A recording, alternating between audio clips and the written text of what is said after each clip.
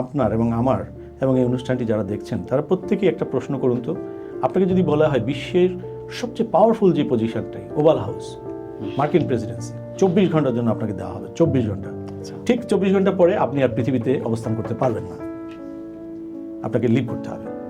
অর্থাৎ 24 ঘন্টার সারা পৃথিবীর পাওয়ার, আর এর পরক্ষণে ইউ আর নো মোর।